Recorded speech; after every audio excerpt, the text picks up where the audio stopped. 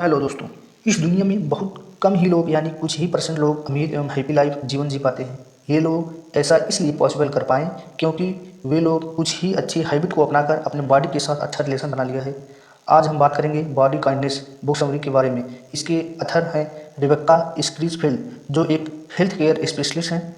यह बुक हमें यह बताती है कि कैसे हम बिना सख्त डाइट को अपनाए अपने शरीर एवं दिमाग को सेहतमंद रख सकते हैं। और इस बुक में हम 3 बातें सीखेंगे। पहला, कुछ अच्छी आदत अपना लेने से आप किस तरह से अपनी लाइफ को खुशियों से भर सकते हैं, किस तरह से आप अच्छी नींद को प्राप्त कर सकते हैं और किस तरह से आप खुद से अच्छे रिलेशन में बात करना सीख पाएंगे। दोस्तों, इस चैनल को सब्सक्राइब कर लीजिएगा। चलिए हम शुरू करते हैं चैप्टर नंबर 1। कुछ अच्छी आदतों को अपनाकर आप अपनी ज़िंदगी में खुशियाँ ला सकते हैं। इसका मतलब अगर हम कुछ अच्छी आदतें बना लें तो हम खुशी को 40% तक बढ़ा सकते हैं और एक अच्छे काम को बार बार करने के साथ आपकी आदत बन जाएगा और अपनी ज़्यादा मेहनत नहीं करने की ज़रूरत होगी। इसके बाद वो आदत आपको हमेशा फ़ायदा और खुशी देती रहेगी। एग्जाम्पल के लिए, बहुत से लोग जब काम से घर पर आते हैं तो टीवी देखने लगते हैं, यानी फिर फ़ोन का इस्तेमाल करने लगते हैं। अगर आप हर रोज़ 30 मिनट कसरत करने की आदत बना लें या किताब पढ़ने की आदत को बना लें तो इसके समय के साथ बेहतर बना सकता है, आपकी जीवन में खुशियों को बढ़ा सकता है। दोनों ही काम आपके दिमाग को शांत करते हैं। अथर का कहना है कि अच्छी आदतें समय के साथ आपको बेहतर बनाती है और जब आप इस काम को करने के बाद बहुत अच्छा महसूस करेंगे तो आप दूसरा अच्छा काम करने का मन करता है। एग्जाम्पल के लिए, अगर आप सुबह 30 मिनट तक पढ़ें और आपके दिमाग में पॉजिटिव बातें जाएंगी, सारा दिन अच्छा महसूस करेंगे, जिससे आप अपने काम को अच्छा कर पाएंगे। इस तरह के हर रोज़ किताब पढ़ने से आप हर दिन अच्छा बना सकते हैं और अपनी खुशी का लेवल ऊपर तक ले जा सकते हैं।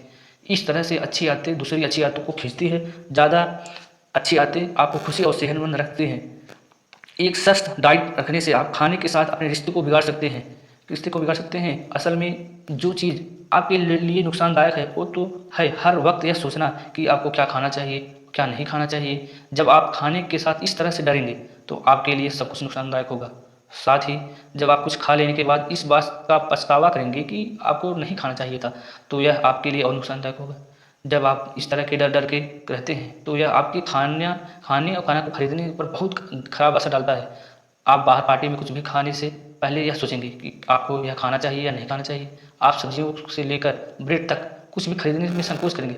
इस तरह से खाने के साथ अपने रिश्ते को बिगाड़ देंगे तो अपनी खाने पर ज़्यादा रोक लगाने से आपको उसके उल्टे नतीजे देखने को मिल सकता है। ऐसा करने वालों को या खाने की लत लग जाएगी या तो उन्हें एनोरेक्सिया जैसी बीमारी हो जाती है। खाना खाना ज़िंदगी का एक बहुत मज़ेदार काम है और इस पर रोक लगाकर नहीं रखना चाहिए। कसरत करने के आपके लिए बहुत फ़ायदेमंद है।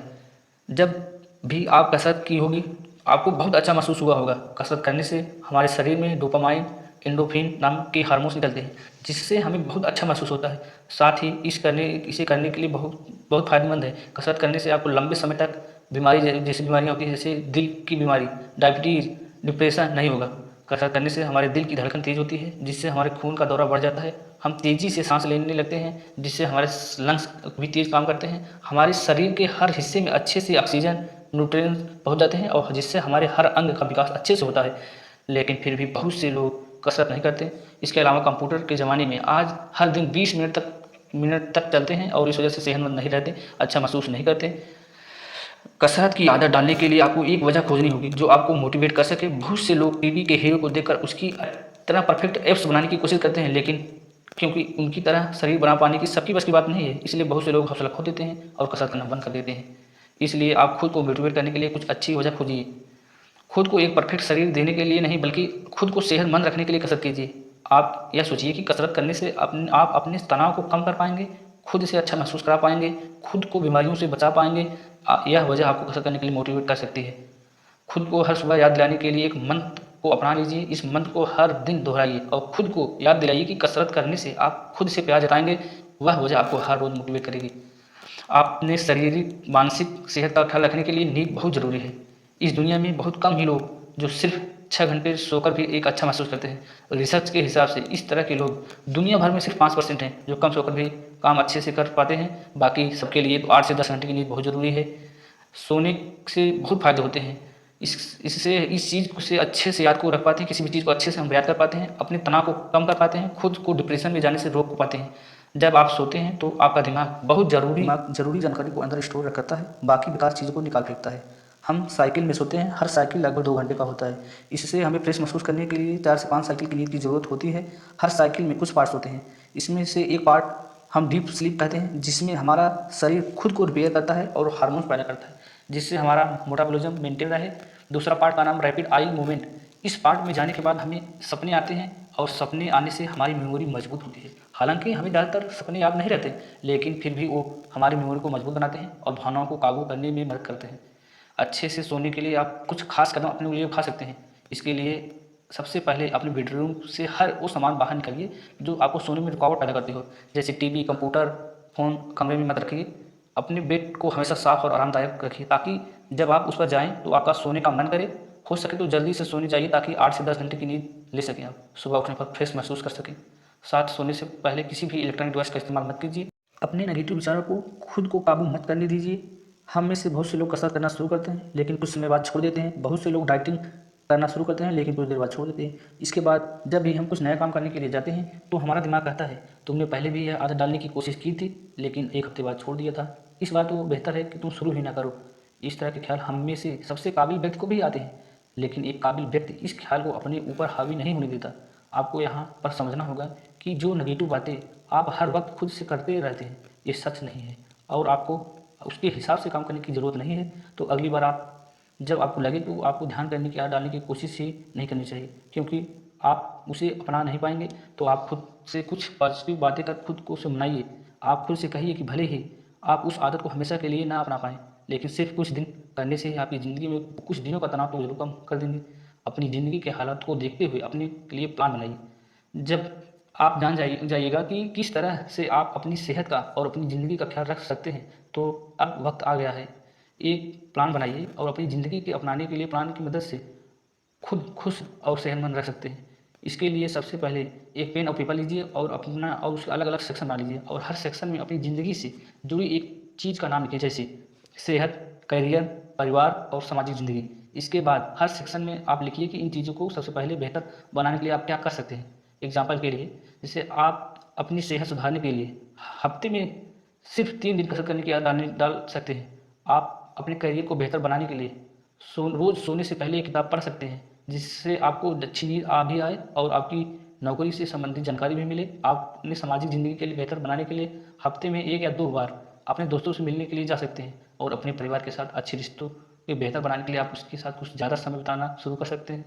इस तरह से कुछ आसान से काम आपकी ज़िंदगी को बेहतर बनाने में काफ़ी मदद करेंगे। ज़्यादातर लोग अपनी ज़िंदगी से संतुष्ट नहीं हैं क्योंकि वे कुछ हासिल नहीं कर रहे हैं। जैसे कल थे वैसे ही आज, जो काम कल कर रहे थे वही काम आज कर रहे हैं। अगर आपको एक ही फिल्म को 100 बार दिखाई जाए तो आप बोर हो जाएंगे। उस तरह आप एक ही दिन 100 बार जीतेंगे तो आप भी तभी भी बोर हो जाएंगे। हर दिन बेहतर करने के लिए कुछ आदतों को अपनाइए। खुद से सहानुभूति जताकर आप अपने मन को शांत रख सकते हैं। हम में से हर किसी के दिमाग में एक आवाज़ रहती है जो हमें हमेशा भटकती रहती है। हम सभी खुद को छोटी छोटी बातों पर इस तरह डांटते हैं जैसे एक पुलिस वाला किसी अपराधी को डांट रहा हो। इसकी वजह एक हो सकती है नो पेन नो गेन का क्योर, जिसका मतलब बिना दर्द सहे हम कुछ हासिल नहीं कर सकते। इस वजह से हम खुद को हमेशा दर्द देते रहते हैं और खुद को हमेशा दुख पाते हैं। गलतियाँ करने पर हर कोई खुद को बेवकूफ़ समझता है और हर कोई यह सोचता है कि क्या उसकी किस्मत में यही गलतियाँ करके उसका फल भोगना लिखा है। इस समस्या से निकलने के लिए आप खुद से सहानुभूति जताइए कि कोशिश कीजिए कि खुद से अच्छे से बात करने की कोशिश कीजिए। एग्जाम्पल के लिए, आप एक सेल्समैन का काम करते हैं और एक दिन आप कोई भी सेल ना कर पाएँ तो शाम को घर पर आने के बाद आप खुद को डांटिए मत, बल्कि खुद से कहिए कि आप कल बेहतर करेंगे और हर अगला दिन इससे हमें मिलिए इसलिए मिलिए मिलता है ताकि आज से बेहतर कल कर दिखा पाएँ। ऐसा करने से आपका तनाव को कम कर पाएंगे और खुद को डिप्रेशन में जाने से रोक पाएंगे। अगर आप खुद से अच्छे से बात नहीं कर पा रहे हैं तो खुद को अपने एक अच्छे दोस्त की तरह देखिए और यह सोचिए कि अगर आपका दोस्त उस दौर से गुजर रहा होता जिससे आप गुजर रहे हो तो आप किस तरह से उससे बात करते हैं। आपको उस आलसी कहते हैं या उसे और मेहनत करने के लिए प्रेरित करते हैं। आप उसे बेकार कहते हैं या फिर उसे आप खुद से पहले बेहतर बनने के लिए कहते हैं। आप साथ ही जीत मिलने पर खुद को शाबाशी देना मत भूलिए। आप खुद से कहिए कि आपने आज अच्छा काम किया है और आप हर दिन इसी तरह अच्छी काम करने की कोशिश करेंगे। इस तरह से खुद के साथ अच्छे से बात कर आप खुद को अच्छा महसूस करा सकते हैं। खुद इसका निष्कर्ष मिलता है कि खुद से अच्छे रिश्ते बनाने के लिए सबसे पहले आपको कुछ अच्छी आदतें बनानी होगी। आप अपने खाने पर सख्त रोक लगाकर मत रखिए। आप हर रोज़ कसरत करने की आदत बनाइए। अपनी ज़िंदगी के हर पहलू को बेहतर बनाने के लिए एक प्लान बनाइए। खुद के साथ सहानुभूति जताइए। अपने साथ उस तरह से बात कीजिए जिस तरह से आप अपने दोस्त के साथ बात करते हैं।